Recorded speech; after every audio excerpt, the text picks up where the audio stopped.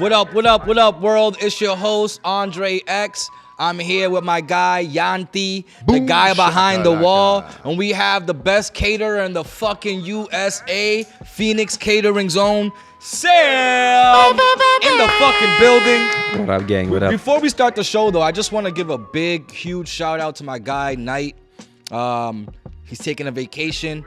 He's doing something to change his life, which is awesome. And so we're going to support him on that and let him take his time with it. He will be back. But I want to give a big, huge shout out, a big I love you to my brother.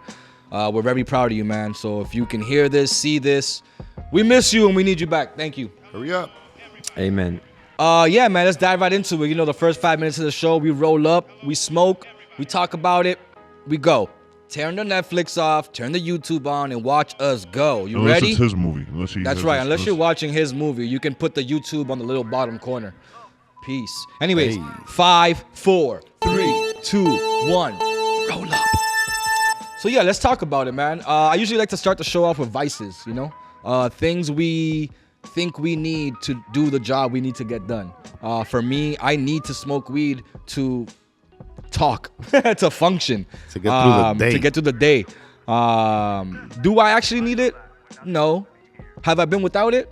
Yeah, but it sucks. What about you? Is there anything like you do, like drinking, smoking cigars, fucking? I don't know. You know, we're all human, man. Abraham Lincoln had this saying. He said, "A man who has no vices." It has been my experience that a man without any vices also lacks any virtues. So Abe Lincoln said this: vices are they're not either bad or good. It's how you use it. Vice is a tool. Absolutely, it's like water. Drinking water. Right. You use it well, you're hydrated. You don't use it well, you get messed up. So, a vice for me, probably, you know, it changed over the years. When I was in my 20s, I used to drink. Friday night, you know, take I don't know, a shot of whiskey or tequila or something else. I love whiskey. Then at some point, it became hookah. So in LA, I used to live in LA. Big hookah culture. So it's something you do almost every night, I went weekends. through a hookah phase. Hey, we're in Lawrence. We wake up with Hookah hookahs. cities, yeah. That's how I got a vape. Yeah, go ahead. That's right. Then the vaping thing happened. Oh, you do vape too? Yeah. So a little bit, and then I kind of went into the cigar thing. That's like my latest, maybe last 2 years. But the common thread through all of this is something where you can, well, at least me, I'll speak for myself. It's something that allows you to compose your thoughts, to pause, let's say maybe like 30 to 40 minutes through your day, because usually my day, I get phone calls nonstop. I have 2 phones. I have both coasts. Like, all that shit's happening. And I can't get any personal time. And when I sit down like in the evening or like, I'm like, okay, I'm gonna light this thing up. And for like 30, 40 minutes, I didn't pick up my phone. I just ain't doing shit. I'm going to compose my thoughts and actually think of a plan and reduce stress, most importantly. So this for me is doing that job, and you know, it's obviously not great. Yeah. But it's a timeout. Timeout. Yeah, I feel that. I just take a lot of time out. I take a time out every hour, you heard? I was just telling my boy, I was talking to Winston earlier, and we were talking about the things we do that take up our time that we don't have to do, you know? Whether it be smoking, fucking drinking, watching porn, like there's a whole list of shit that we do to take the break, take the time out. Fishing. I like the problem is a lot of people are taking the time out and not letting their body do the time out too. Their mind. Their mind is still racing on the task. 100%. Their mind's still 100%. racing on the bills. Their mind's still racing on the kids. Their mind's still racing on everybody else except you at that moment. You should be fucking relaxing, smoking, and just fucking chilling. I watch like Netflix or like something just to like ease my mind, you know, so I'm not like thinking about something else. I'd rather watch something while I smoke, because otherwise I'll be in my thoughts and then I'll be paranoid about why I don't have this or why I'm not where I'm at or I'm wasting time. You know what I do sometimes? I'll sit there and be like, I'm wasting time right now smoking. But I need a break. I know I need a break. 100%. The point about having the ability to relax. When I was going through really tough stretches of business building and the whole stressful thing, I remember I couldn't go to I would go to vacation like a weekend somewhere, and I couldn't relax. Cannot relax, I just man. couldn't. I'm on the beach somewhere, and I can't relax. In fact, there was a time for like a year and a half, 2 years, I couldn't get drunk. Because you're so busy. No, I couldn't get drunk. So think about it. I'm drinking, you know, I can one shot, second shot, third shot. I mean, I can force it down and it'll take me out, but I'm not going to get into this, oh, I'm like, you know, happy drunk mode, like, hey, and, you know, slobber on your friend and you guys are chilling and doing stuff, right? Like happy drunk. It's actually a state of mind because you go from sober to, oh shit, I'm too drunk, I'm passing out. But in that, hey, let's get happy drunk and just chill, I couldn't reach that. I was like, I'm drinking, I'm trying to get into the happy zone. I'm either going to overshoot it or not get there. So Yeah. I stopped drinking for like a year and a half. Nice, man. Yeah, man. Alcohol. I think alcohol is a hard one. I feel like alcohol is a hard one because it's literally almost everywhere. You go to a party, there's alcohol. You go Readily to a club, accessible. there's alcohol. You go to the store now, there's alcohol. You go anywhere, there's alcohol everywhere. There's not weed everywhere, right? So like, True. but the alcohol thing is like I feel like the more they make it available for people, the worse it is for people. And it's cheap. Yeah. I think of many drugs out there, you can legalize marijuana. You can even legalize mushrooms, and they'll add more value and benefit to the society than alcohol. But they don't want that. Yeah. Are you from this country? Back in the day, so I came when I was 12 years old. right in there. We can ash, bro. Thank you. I was 11 years old when I came to America from Russia. Oh shit. Okay. So my Russia. parents brought me. My roots are Armenian. I speak Russian. Came to LA, grew up out there, went to high school, college. How do you say beer can? Pivo. Oh, because in Jamaican it's beer can. There you go. No, it's not. Russians drink vodka. They don't drink. How was beer it? too. You drink How beer? was it growing up in Russia, man? I've was- heard some stories. Yeah, I had some Russian friends myself that grew up in Russia, moved to Florida, became fucking thugs, Yeah. and then their family went back, but they stayed. So Yeah, no, it's you know, I mean, every story is different. I Obviously, feel like all Russians are hustlers, bro. hustlers, but it's almost like when you grow up in a country that's pretty tough, like they don't have the same societal benefits that, you know, the social securities and some of the basic rights. Like there are many cities in Russia that don't have the handicap ramp down and ramp up. Imagine you're breaking your leg. Because Russians, we ain't handicapped, nigga. Right.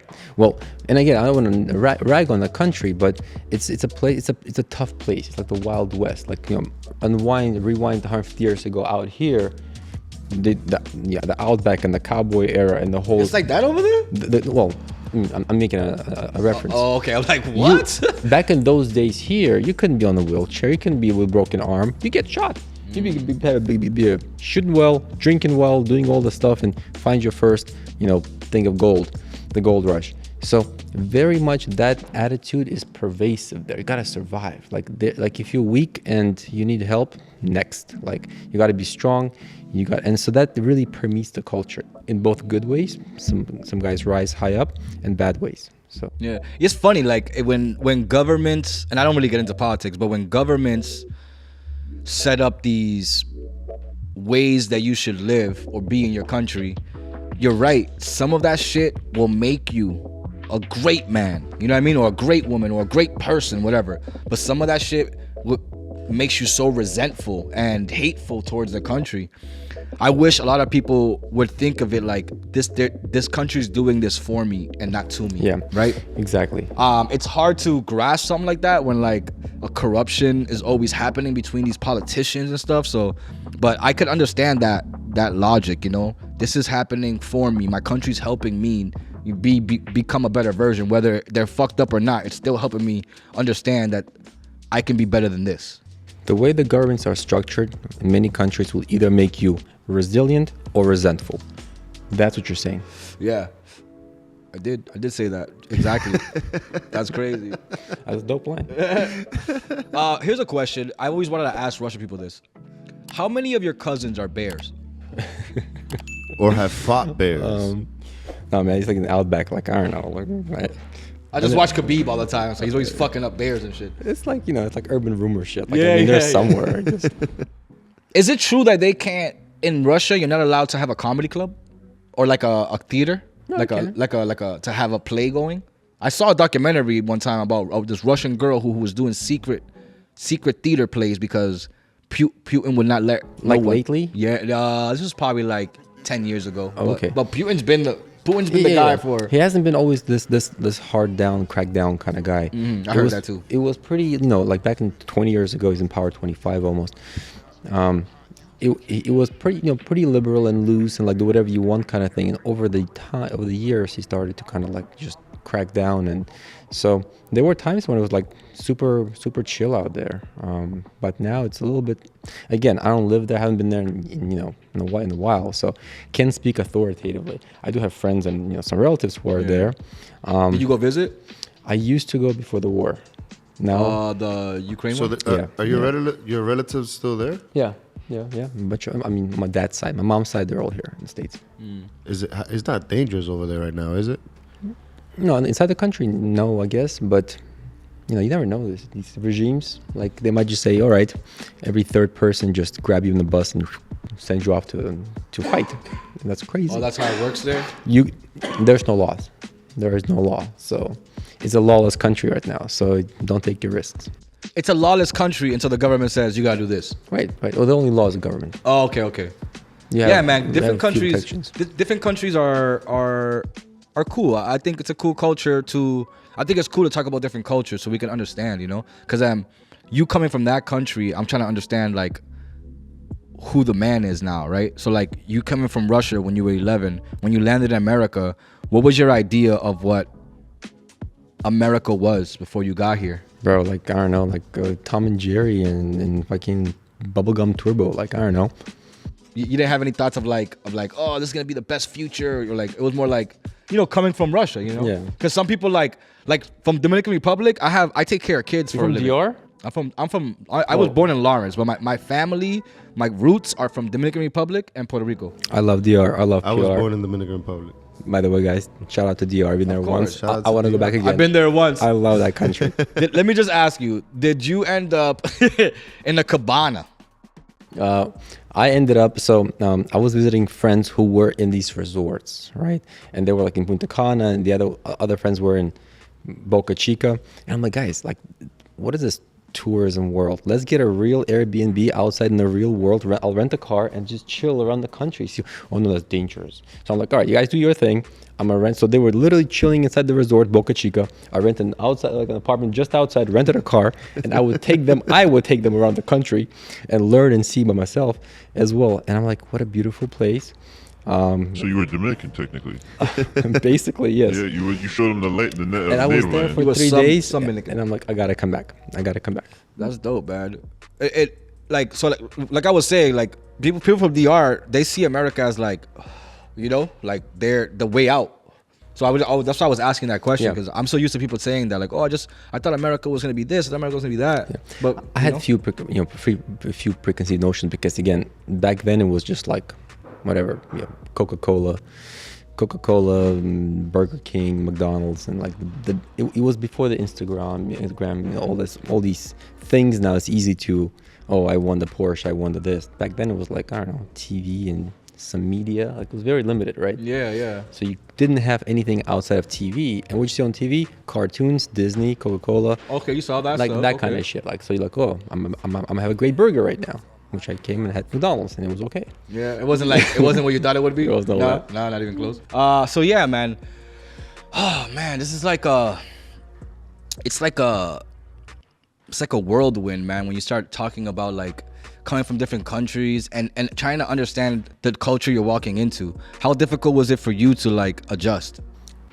Well, I'll be honest. It was pretty easy for me. Yeah. I was 10, 11 years old. My brother was 7. It was, we learned the English in like a few months, which is like already talking. It was real tough on our parents. Like I can remember that. So they were 40 something. They came, no language. No English. They were both teachers back in Russia. That sucks. And they're like trying to survive. My dad worked odd jobs in the gas station. My mom was to like do some tailoring work. They had it tough. They had it real tough. So my appreciation in many ways is colored by that. Yeah. Because we're kids running around, playing around, high school, but even then, I remember like seeing kids like wearing Nikes back in the day and like an Adidas, and the store's out of business now, but we couldn't afford that. So I would get Payless shoes. You guys see the company Payless? Yeah. Back in the day, they went out of business. I used to But get my Payless brother and I shoes. would get Payless shoes because we just couldn't afford anything better. But we knew enough, at least I did, not to ask for Nikes because they cost a lot of money. So I was like, all right, I get Payless. I know it's not as cool as my other, you know, yard friends wearing the other cool things, but and they would make fun of me too. They're like, "I wear those Payless shoes." I'm like, that's all I can get. Yeah. You know what's crazy? My dad would buy me Payless shoes all the time. I don't think I cared. Because I went to Catholic school, so I was like, I don't care what I wear. I have to wear a uniform every day. Yeah, It's yeah. like whatever. You know, now I'd go to my boy's house and steal his shoes. once you're grown, all that shit doesn't matter. Insane. Once you're grown, once you're mature, but I mean, it's for a 10-year-old, for an 8-year-old, that psyche is very vulnerable, right? You're still like, you're very impressionable about what your buddy will say on the street. Now, I don't give a fuck what people say, like, I'll do my thing. But back then, it counts, you know, it matters a lot. So it's harder. You the only child? No, I have a younger brother. Okay. Yeah, 2.5 years younger. He's out in the Bay. San Fran, married, got a kid, and Nice. works for DoorDash. Oh, nice, man. So for me, when we moved out here, I was 8 years old. It was like really hard making friends out here. Like I would make friends, but they were just really different from what I was used to. Did you have to go through that too? I got beat up. Yeah. Yeah, I grew up in LA, not the roughest part of LA, so I won't claim the ultimate. You weren't a Crip or a Blood. Yeah, none of that stuff. You were a Vato, though. But it was still bad enough where, you know, I would ride my bike to school really fast because if I slowed down and they caught up to me, who's they? Local kids, Mexican kids, black kids, crazy white kids, everybody who's like, white kids, the classic and- story. ones, yeah, the ones. and I'm like, Dogtown. yeah, and I'm like danger everywhere. I got to ride real fast, but then when they catch me, they would like, you know, bust my bike tires and like kick my bike around and just. I never understood that shit, man. too stupid. I also used to ride my bike around here, and when I would go down like Prospect Hill, people would like try to throw things in front of my bike as I'm going down the hill. I was just like, Yeah. like why? There were certain streets you just I was couldn't like, really why the ride. fuck do you want to like hurt me right now? I don't even know you. I never understood that part, but Seek dogs on you. yeah, I don't fucking get it. So okay, so growing up in LA, what was your first job? My first job. So, high school I didn't work. In college, to help out with my college, getting through college, I worked in a call center. So we would call various alums onto UCLA, so big public university, and there's a call center that you go there part time in the evenings or weekends. You would call alums and say, "Hey, my name is Sam. I'm a freshman at the UCLA, and you know the Bruins won this weekend, and to continue the winning, I say the winning streak. Like, we would love to appreciate your donation of like $50, and then click. So that's probably like, and I went to like a year and a half of this, like every summer during. It was the getting up in your face first every day. months, bro. Like, you're talking to someone and you're like, "I hate you. Don't call here again. Like, take me off the list. Like, I graduated 50 years ago. Fuck you." Like, and you're like, you're an 18-year-old kid calling these people just asking for money. That's your job, and like you get paid like, I don't know, like $8 an hour back then, or 10, I forget. But there's bonuses attached to successful campaigns and stuff. But after like 2-3 weeks of calling and just getting just nasty shit in your ear, that makes you resilient, makes you a little stronger. So I would say now that I can sell my product or be out there and talk to people in customer service, all that was probably forged at that first job. Yeah, a lot of jobs where it's like where you have to give it like tell somebody you're trying to sell them a service instead of them looking for it. You're gonna get 100,000 no's. You know what I mean? And those are the hardest. I went to recently. Me and my boy Pito, we went to solar panel training. We went to go shoot it, and one of the big things that they were saying is like, "Yo, we're in the rejection business. Yeah. This is a business for rejection. We are mastering the art of rejection." Right? And him saying that, I was like, fuck, like that's exactly the same kind of business that I'm in with the videos, because in the end of the day, not a lot of people are coming to me for it. Like, I still have to go out there and get those big clients. and I'm gonna get those no's, or like I already have somebody, or it's not what I want. So Yeah. I totally understand that part, man. And I love that you said resilient, because those no's just build you to the greatest yeses. You know what I mean? Yeah, you need a lot of no's. You need a lot of no's to get that big fucking yes. Then you feel it, you're like, yes. You know what I mean? Yeah, it makes your skin tougher, and in general your psyche tougher. It's not personal anymore. It's like, and you find ways to become a better, I don't know, like a psychologist of things. So it's a good experience. If I have kids one day, give them like a tough sales job and just let them get beat up a little bit. Yeah. It's a good experience. Is that the word of the day? What? Resilient, man. Resilient. Resilient. Let's talk about trauma, dude. I mean, you lived in LA, you lived in fucking Russia, like you came over here. Being on a plane is traumatic. So what kind of like, what's the one, like, give us like one good traumatic story that made you more resilient or more appreciative to what you have now. You know, sometimes you go through a lot of bad shit to wake up today and be like, I needed that. Yeah, no, for sure. It's like so many. I'm trying to like find out what's the most the shortest one. It's the most interesting one. All right, I'll give you one. So look at my hand, my left hand right here. You're gonna see my middle finger is crooked. This one is straight. This one is crooked. So when I was first starting my business, my catering business, I would do a lot of, I still occasionally do, but back then I would drive these orders myself. We would park at the loading dock, big buildings, and bring the food in. This was the Prudential building. So I had a couple of helpers. We loaded their cargo elevator, like deep in the bowels of the building, like you park downstairs.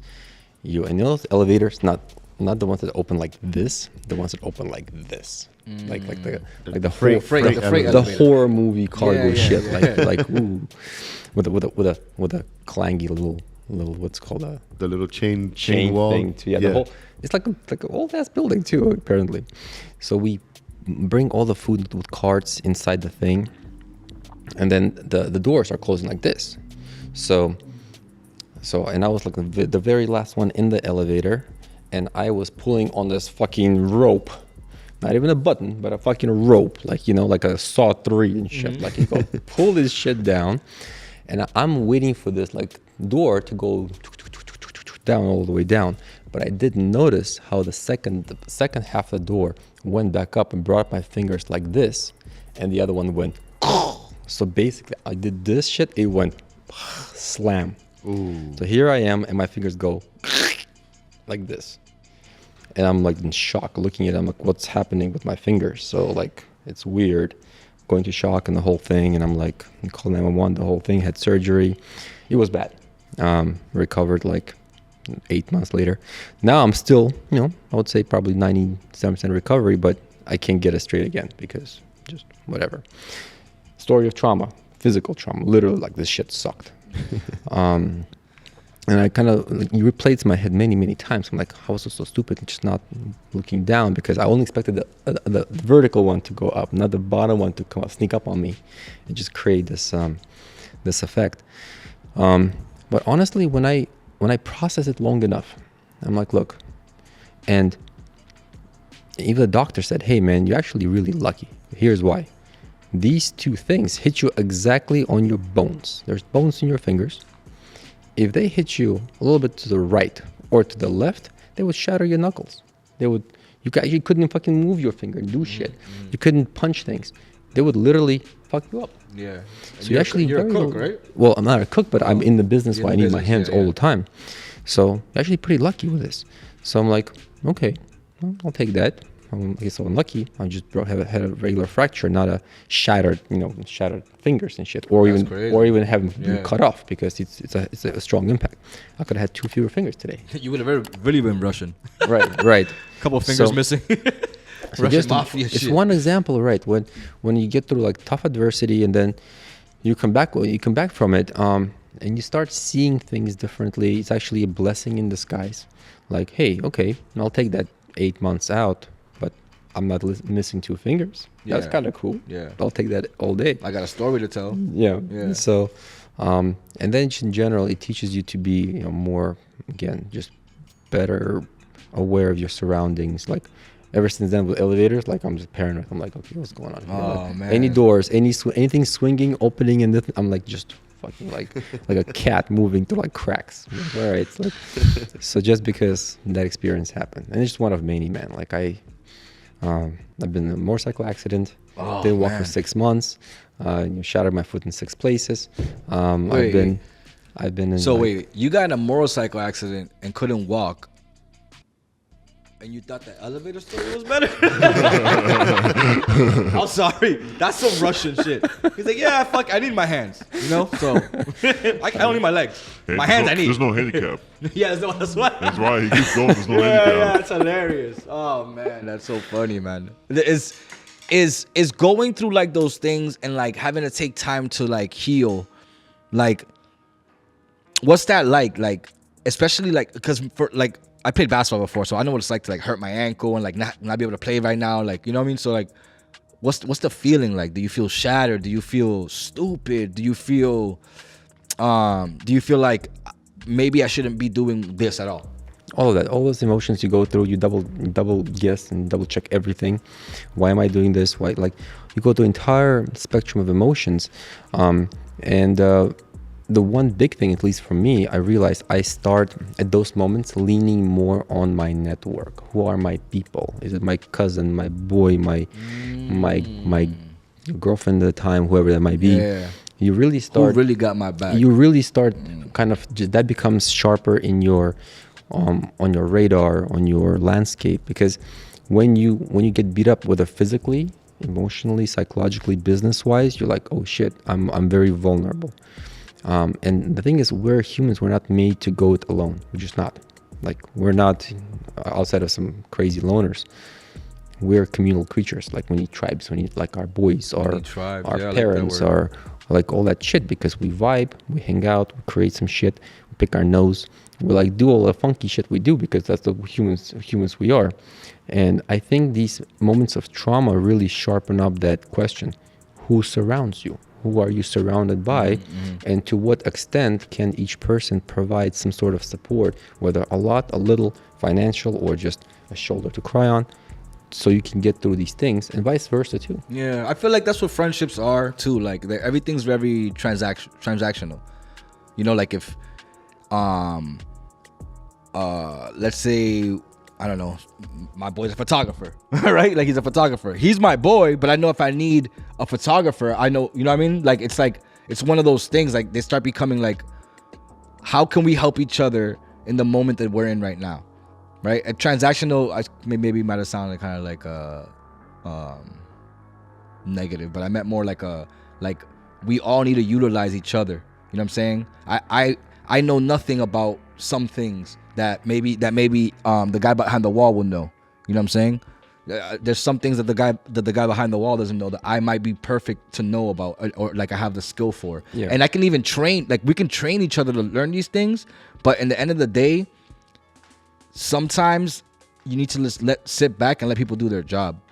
You know what I'm saying? Sure. Like for instance, since you're in the catering business and you don't cook it, right? Someone else is the chef. I got a great team, right? You understood. I need to utilize people to make this happen. Mm-hmm.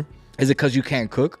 Well, not at that level, but I think the point you're saying, maybe there are 2 points. So one is, perhaps you meant to say reciprocal. Yes. That's the word, when you want to kind of just help each other. Yeah. But you know what it is sometimes? The reason why I would say reciprocal is because reciprocal means, like, you're doing something and something else should happen. That's when you say it, that's how I feel, right? And for me, it's like, I will help anybody in this room without, like, waiting for a thank you. It's not, you know what I mean? I'm going to help them because I love them. It's not because I expect them to do it for me. I don't. I'm going to do that because that's who I am. You know what I'm saying? Yeah. So I don't, I don't know if it's reciprocal. I don't care. Like for me, I wouldn't care if it's reciprocal. Okay, maybe different word. But in your case, it seems like it should be reciprocal. I mean, it has been reciprocal. Well, in my case, right. When I lean on these people, and again, I'm very, I think of it as, because I'm also pretty independent. Like I'm not, if I cut my finger, I want to run to my friends and like help me out and console me because my finger is cut. Like I'm rarely, like, it takes me a lot to like come up to something like, hey bro, like we gotta go have a smoke or drink because like I'm down. Like it takes me a lot.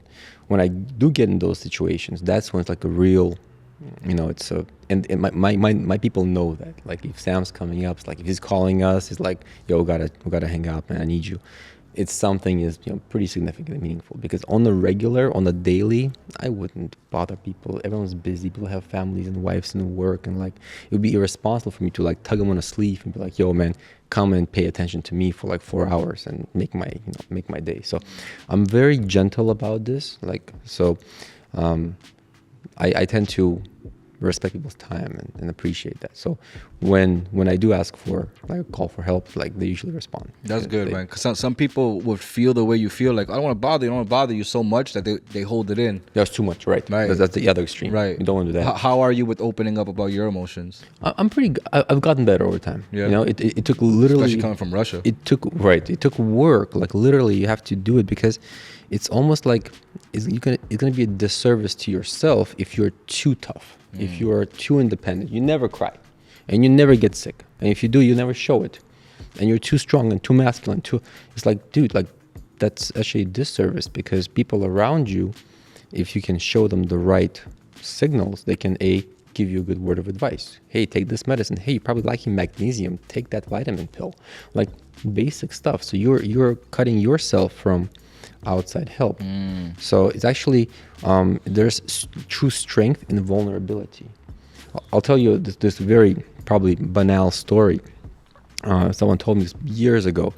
It's from a training of the Navy SEAL training in US. So what they do is, and this is actually like brilliant if you think about it. Well, I'll ask you the riddle first. Try to answer it. You'll probably get it, but if not, I'm gonna walk through it. So when you one of the tests into this, the Navy SEAL thing, they bring you into a very deep pool. It's about, I don't know, estimate properly. It's about regular pool is 6, 8, so double is 16 feet. So 16, 20-foot pool. It's deep. What they do is they tie your hands behind your back. They add these heavy, they call them blueberries, like balls with like steel that sink. They tie them to you, and you're gonna sink. And your goal is to stay afloat or survive for like 3 minutes. That's your goal. So that's the test. What happens is people, young, again, old, strong, Navy SEALs, like real legit dudes, like elite athletes, right? They jump into the pool, they tie their hands, add the weights, and these guys go like boom, boom. They kind of move around.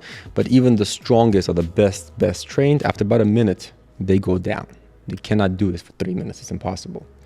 So the question is, how do you pass that challenge? You don't. It's a challenge. It can be passed. How do you pass that challenge? The challenge is to stay afloat for 3 minutes. 3 minutes, and move on to the next challenge. What if you're? Oh no, I was gonna say if you're submerged and you hold your breath for 3 minutes. It's impossible. That's way too long. Most people don't. Can I use a floaty? Yeah. No float. But again, I'll give you. Listen, if you have a BBL, you're good to go. Yes or no, my guy? Absolutely. Yes or no? BBL. You know what? The U.S. right? The Navy SEALs should look into the BBL as a secret weapon. Big butt lifesavers. That's right. That's right. No. Okay, I haven't answered. The hint is weakness turns into strength. Vulnerability becomes a strength. So that's the hint. I think. Just sink. I think. Go on. Okay. Go on. Let it happen. But there's more to it. If you let it go down, and then and just hop over to the shore. Actually, my man's very close here. So can you? Is it possible to sink and then take everything off? No, You can't get out of you it? guys are actually very close. You're getting to it. The proper way to pass this test. Oh, I got it. Hold on, say nothing. I got it. Go on. Do it. Go ahead. Drop it. You'll get it. Resilience. I got it. I got it. You'll get it. When you sink to the bottom, you go, and the fucking whale comes and saves you. I seen it in Nemo. That's haven't been done, but basically it's very simple. What you do is you get a ton of breath and you just gently sink. You preserve your energy. You don't do anything crazy. You gently sink to the bottom. Hold your breath for 3 minutes. You hit the bottom. You bounce off the bottom. You go back up and you help yourself a little bit to get to the thing, and then 20 seconds later you emerge. You go and you go do the same thing. Basically, you literally allow the water to take you. You don't fight with aggression. You don't go crazy. You accept it. You accept it. You show weakness. You go down, but you show strategy too. You go down. You bounce from the. Again, remember I said 16, 20 feet. I didn't say crazy infinite pool. That's still crazy. 16 feet is a lot. Yeah, bro. it's a lot. It's But, a you lot. can get there, but basically, That's a lot. it's a lot. But it was done in a way where you can reemerge, and that's the thing. So the whole topic about weakness turned to strength, it has practical applications on a Navy SEAL level. How cool is that? That's like the illest test of like, Mind over matter. yeah, man. You ever heard of Wim Hof? Oh, you know Wim Hof? Mm-hmm. Okay, that guy's the fucking man. Dude, the beast. That guy's the man. Like when he said hold your breath for 3 minutes, I'm like, I think he's pretty close. He probably could do that, Yeah, right. Because he goes on the ice water, the ice, so you can't come up. He's insane. He just goes to the other hole. I mean, And if some the people- current's going, he's fucking fighting it. It's crazy. There's an island that people can hold their breaths for like 10 minutes. No, there's certain like exceptions Why? to the. Because they've been doing it for years. Yeah, they deep fish, like deep sea fish with like spears. I've read that, right. But they like no snorkel, no none of that. They just straight up. They develop like fish-like properties. They can stay longer than. Yeah. It's Have crazy. you ever? Are you spiritual? I am. Yeah, I'm not religious. I believe in God. I'm spiritual. But to me, religions are just too limiting. It's too small. It's too short of a manual to really to do anything outside of major control of populations. So that's why I respect it. Whether you come from Catholic, Jewish religion, or Muslim, whatever it is.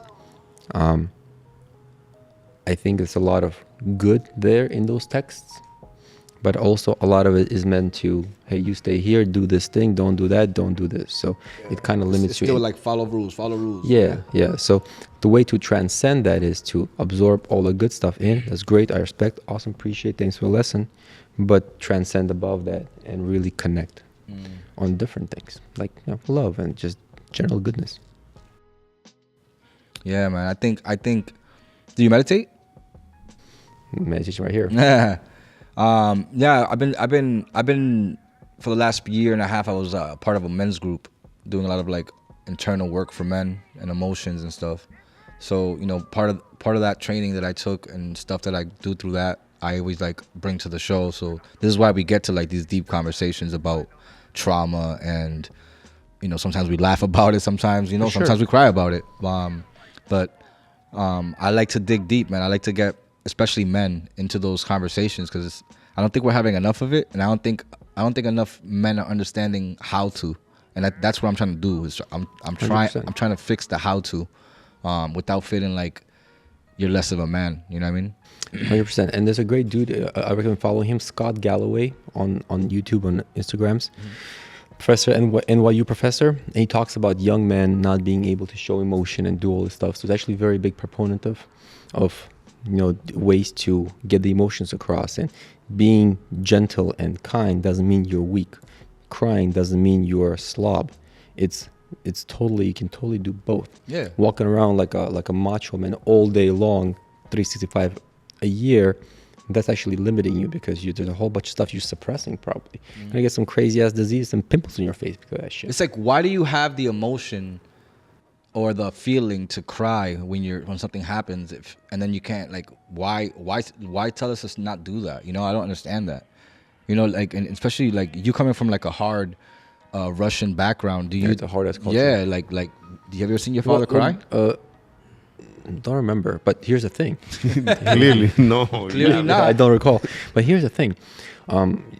Check, fact check my stats. But like typical Russian male who lives in Russia, I think his life expectancy is like 60 or 64 years old. Wow. And the number one like cause of death is like heart and various like heart diseases.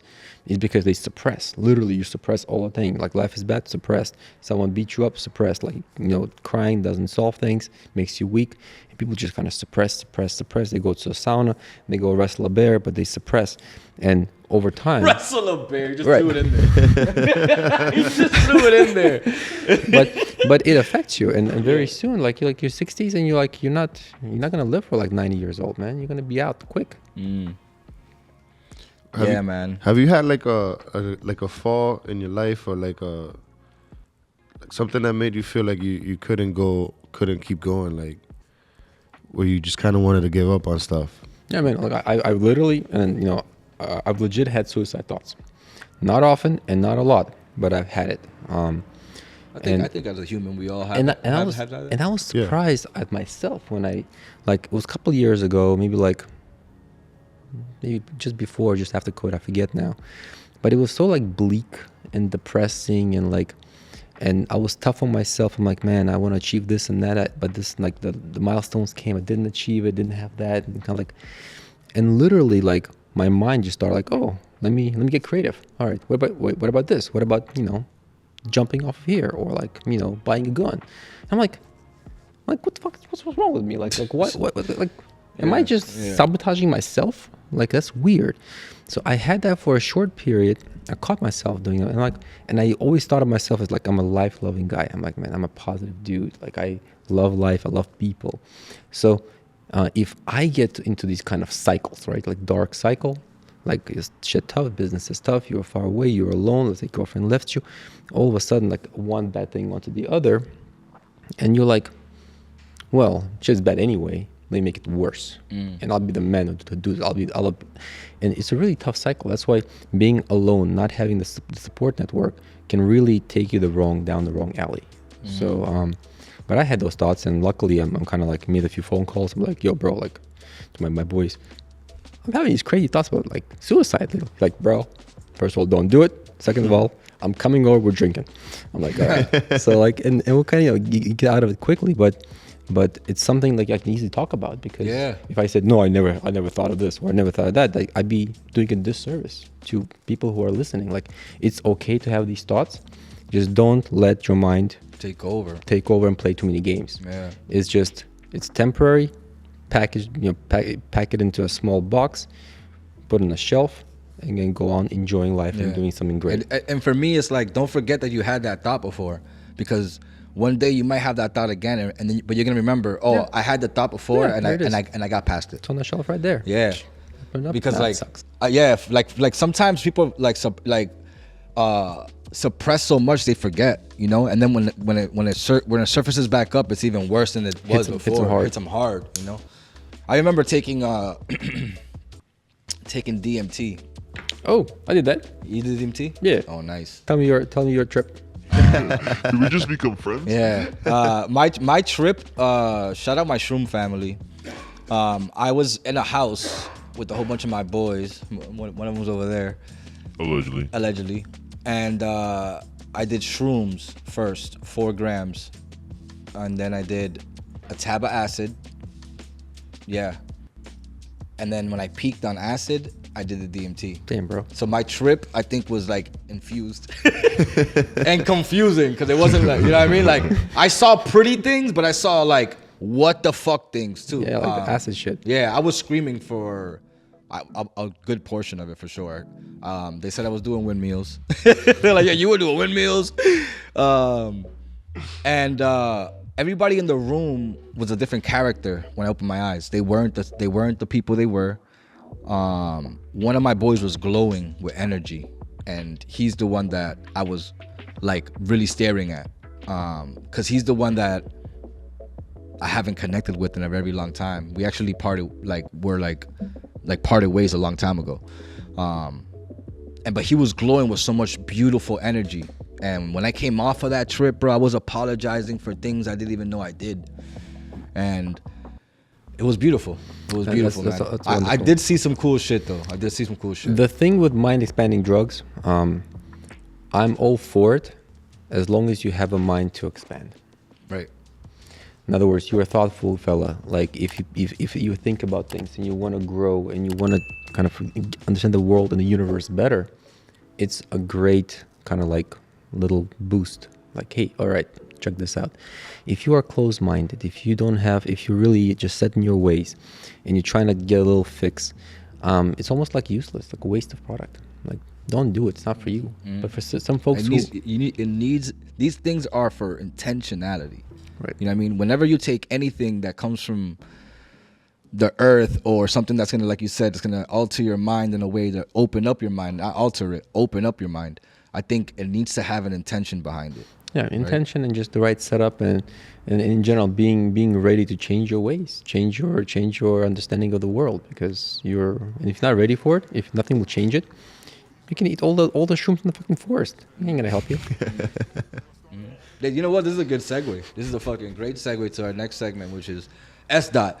Sex, drugs, and other things. Bam, bam, bam, bam. Shut up, big please. So this is right here is like a game show of ours, and you pick one: sex, drugs, or other things, and you tell us a story about one. And since we're on DMT, I think it'd be very proper. But I also know you're Russian, so we know there's a lot of sex involved with Russians. And other things. So, I mean, it's really up to you. All we really want is a good story or truth or an opening mind fact of something that you know. For sure, man. But you pick one: sex, drugs, or other things. Since we're already doing the drugs topic. Okay. I'll share my first time I tried shrooms. Let's do it. Oh man, it was hilarious. In America? Yeah, All like right.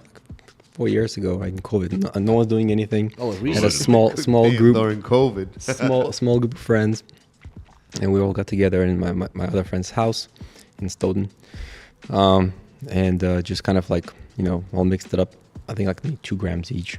Just popped it for the first time, and just kind of like 6 or 8 of us, and we just four guys, 4 girls, all friends. Twister. No, literally no crazy sex stories. This is like legit. No, this is a drug story, bro. Not sex. It's You thought you had a legit 2-in-1, mind, legit mind expansion thing.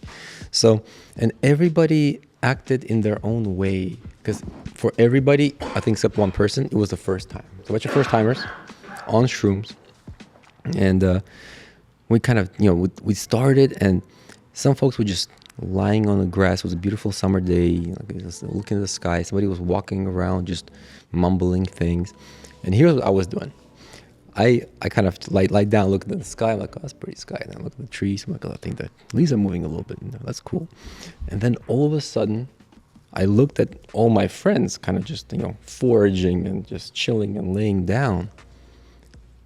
And I started to laugh. Just nonstop. I'm laughing and giggling and laughing and giggling. And they're kind of looking at me like this. And I'm like, you okay? I'm like, yeah, I'm okay. I'm just cracking up. So I started to see everybody as monkeys.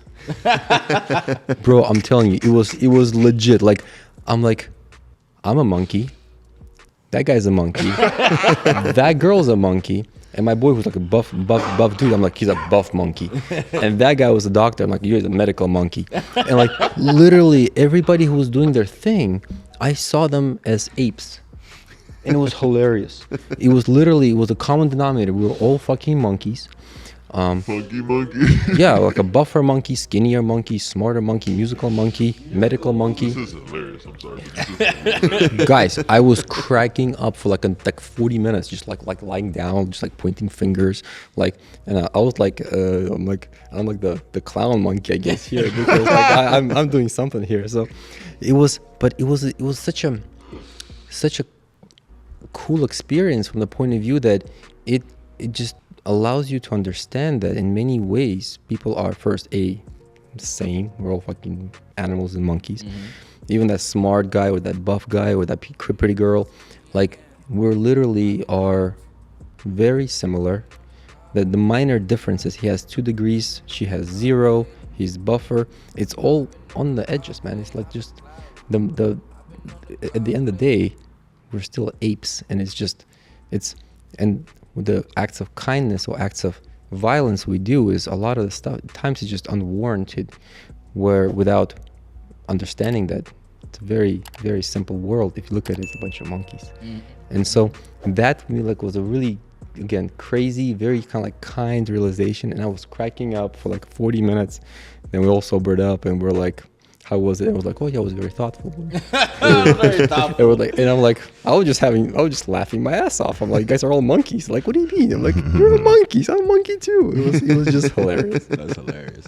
Yeah, man. I think shrooms are great. I think if you microdose, if you take them in a safe place with people you love, and just like the Navy SEAL shit, you cannot fight it. Let it go. Let it take you. Exactly. Good trips and bad trips, right? My last trip, I allowed it to, I didn't allow it to take me, because like so my thing was like, I did the DMT, and after I did the DMT, I told myself I'm not doing any more of this shit, because I don't need it. Like I had my breakthrough. I was fucking Guru Andre. Everywhere I went, everyone was asking me questions. I was like, yes, I understand. And like I was you know what? I became a great listener.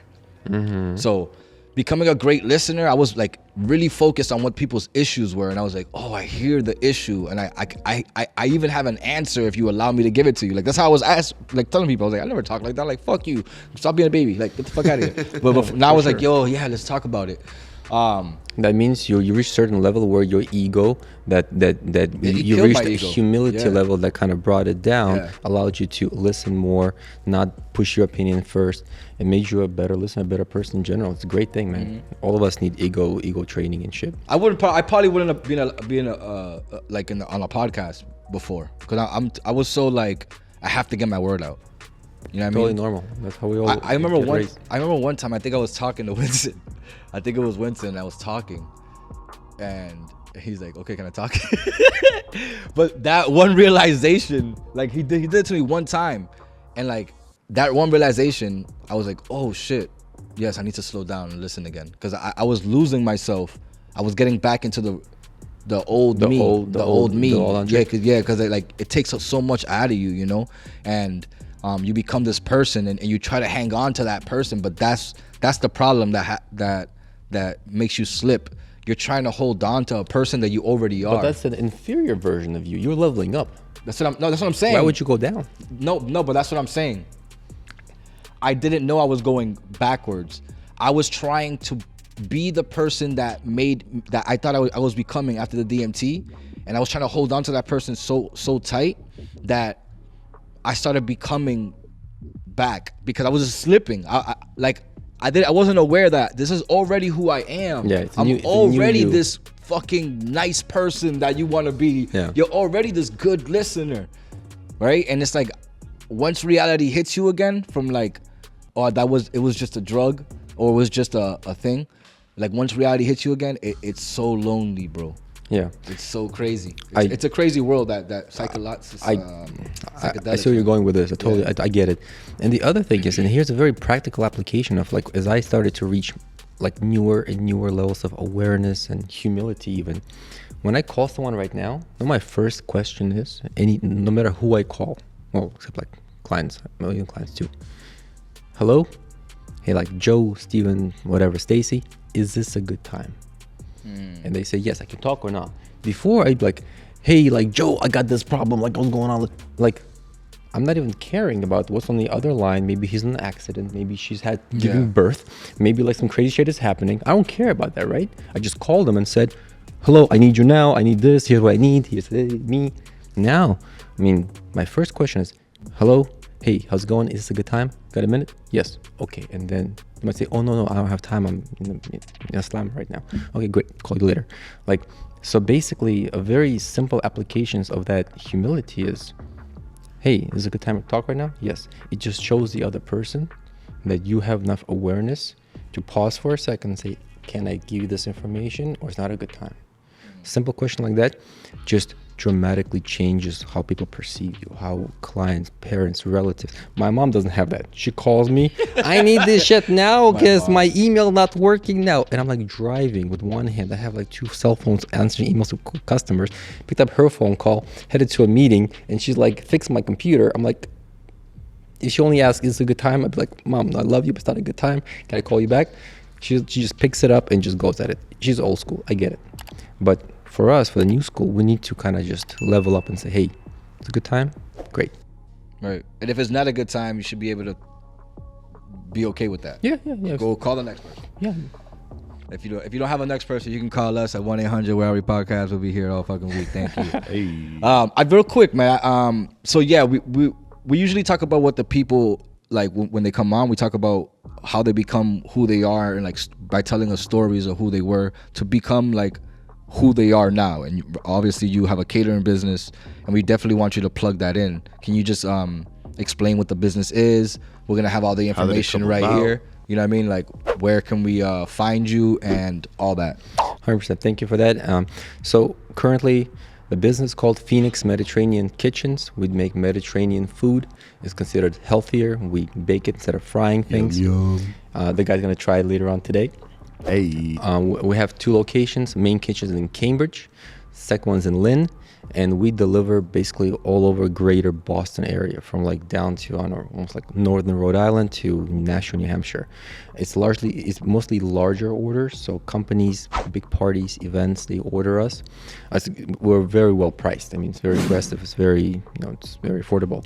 But we don't do like one sandwich across town. We do like, meals for 10, 20, 30, 200, 300 What's your people. minimal? There's no minimum, but typically it comes out to like $150 up. Okay. Like we're feeding the MLS, major league soccer team on Sunday at Foxborough. They order for like $2,400 of food for a team post game at Gillette Stadium. So they order from us. We're gonna send them like a big van of food. So, but basically, yeah, our thing is delivery all over greater Boston. We're on all these platforms. Easy Cater, you can order directly, and then if you know these guys right here, you'll get a nice discount. Hey. Oh shit! So we have our own discount code. It's called #resilience. And, That's a good one. Just look us up. You know? Yeah. And you get no % off. What you get is extra napkins. Don't be greedy. Don't be fucking greedy. That's awesome, man. Greater Boston, man. Check him out. If you're hungry, you got a party, a wedding, whatever the fuck it is, he's gonna feed you guys. If it's kids, he doesn't do pudding, but he makes smaller plates. I've seen them. Also, if you're looking for bear meat, don't ask him. He's not in that shit no more. We do a lot of sports too. We love sports. I love sports. Yeah. So we feed like Harvard women's soccer, Northeastern hockey, and like all these Oh, different. you got good clients, man. I mean, like I just love it. So like no one really caters to them. Like for example, 10 p.m. game. I mean, who's gonna deliver food at 10 p.m.? Even Chipotle closes down. Yeah. Like we do. So companies call us like, hey, we deliver to waiting buses, courtside, poolside. We've even delivered to airplanes. We had the Atlanta Falcon. FC Atlanta soccer team, pro team, play here, board the airplane. They give us a call a day in advance, like boarding at the Hanscom Air Force Base. Can you bring us like all these meals for the airplane? I'm like, I got you. So we literally sent the car to the airplane, loaded the airplane, and they flew out back to Atlanta. So we love sports. If you're into sports, games, rugby, whatever, college level, high school level, pro level, we'll take care of you. We do this shit well. Yeah, man, that's dope. He's his own commercial right there. If you ever need a commercial, let me know. I have a business. We do videos. Marvelous, you know what I mean? Hey, we might collaborate. Talk about it. You know what I mean? I like can't make you a movie right now, but I can make you a fucking commercial. I love it. Yeah, man. So if there's anything you want to tell the world before we go, like you can talk in Russian. I have Russian fans for sure. No Russian talk, but no Russian talk. But I don't know. Like, is this we're down for a segment or? Yeah. This is the end of the show. End of the show. All right. You know what? Well, I'll say 2 things. Yes. One, just to yeah, he's fucking Russian. To close out the topic of drugs. No, you will close it out. There's a lot of drugs, right? The whole thing. Alcohol is a drug, but as views shift and generations and even medicine changes, that what was a drug 30 years ago is now a medicine. So just like marijuana was bad for like many decades, now it's like first legalized in most states. Oils, ointments, all that stuff is Everything. great for a lot of the skin issues. Same way, psychedelics, mushrooms, I believe, are going to become mainstream.